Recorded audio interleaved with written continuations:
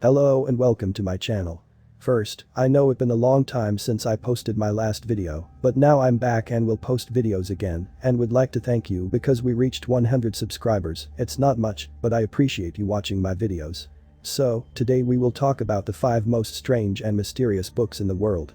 Over the centuries, human knowledge has been shaped in various books and manuscripts, but among them, there are 5 books that, in addition to being rare, preserve a great mystery.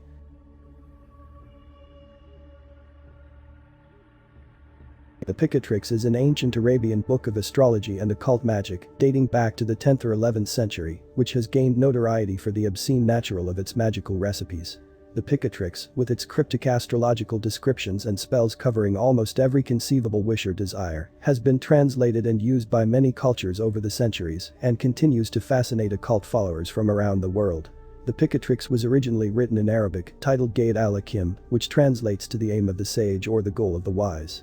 Most scholars believe it originated in the 11th century, although there are well-supported arguments that date it to the 10th.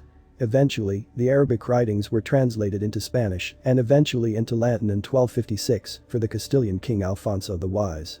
At this time it took on the Latin title Picatrix. It is composed of both magic and astrology. One highly influential interpretation refers to it as a handbook of talismanic magic. Researcher David Pingree calls it the most thorough exposition of celestial magic in Arabic and describes the Picatrix as Arabic texts on Hermeticism, Sabianism, Ismailism, astrology, alchemy, and magic produced in the Near East in the 9th and 10th centuries AD.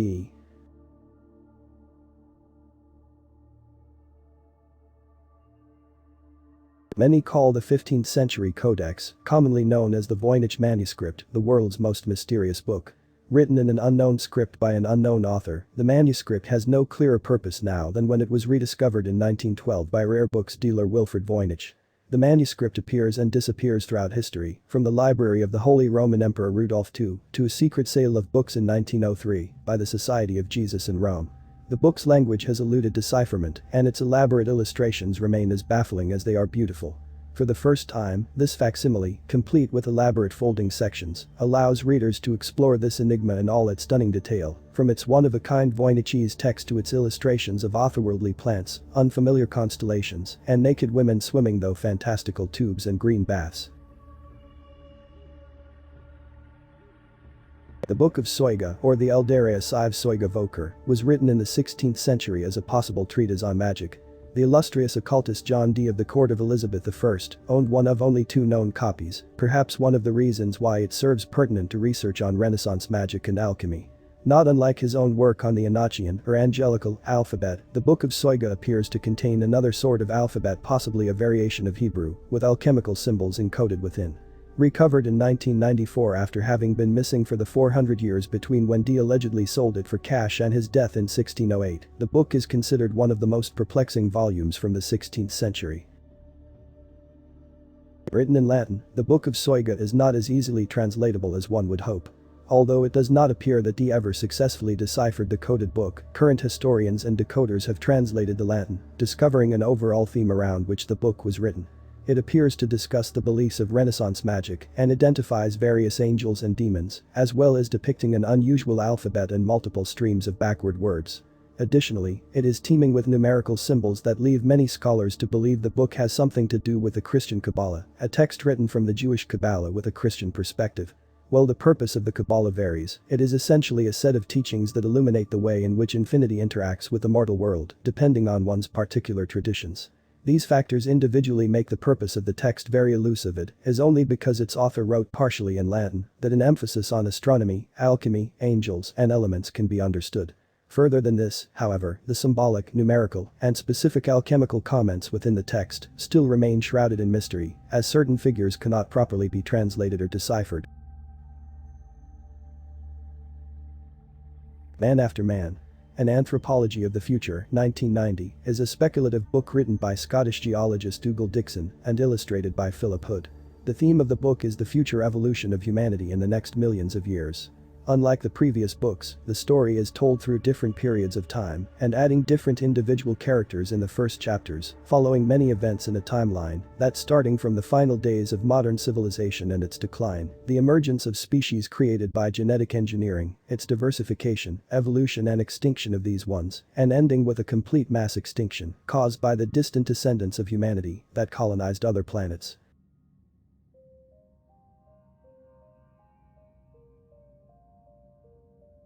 If we take a look, we will understand that it is an original madness. The book tells us about the many genetic changes that humans could suffer in the future caused by the special manipulation of humans, and the resulting creatures are incredibly frightening. For example, Aquamariphus, which is marine creatures with sea hands and guts instead of lungs.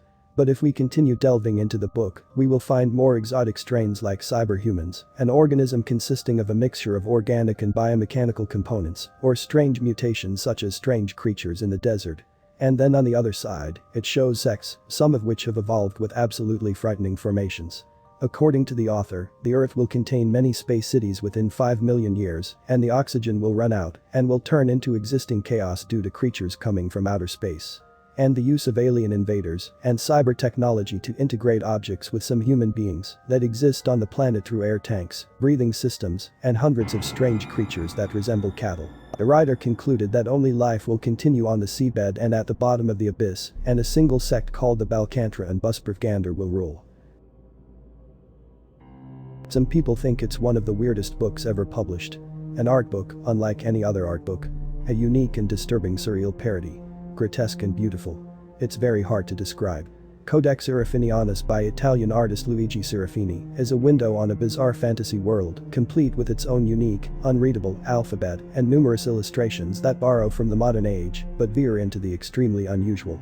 Created in the late 1970s, the book's blurb on the cover flap talks about Codex Serafinianus being a book for the age of information, where coding and decoding messages is increasingly important in genetics, computer science, and literary criticism.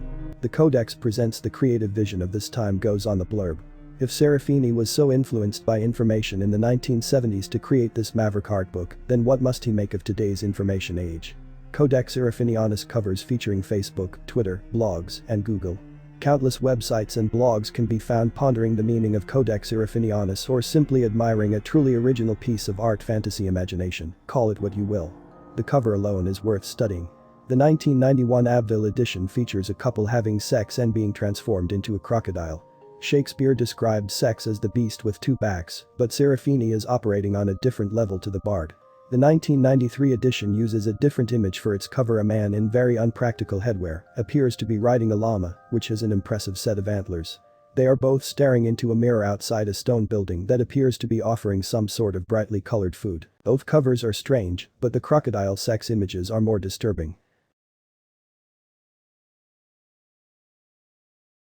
The book consists of 11 chapters and describes in the early chapters very strange things, such as those strange flowers and plants, as well as strange animals and civilizations that seem taken from other worlds.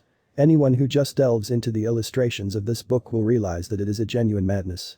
The little information we have about the author indicates that the book claims that the reader has acquired a new impression of his readings and a sense of confronting something unknown and complex. The truth, my friends, is that all of these books are intriguing and cause panic. If you want to take a look at one of them and download them, you can also check the links below that contain pages where you can read them or download them for free. Thank you for watching. And see you later.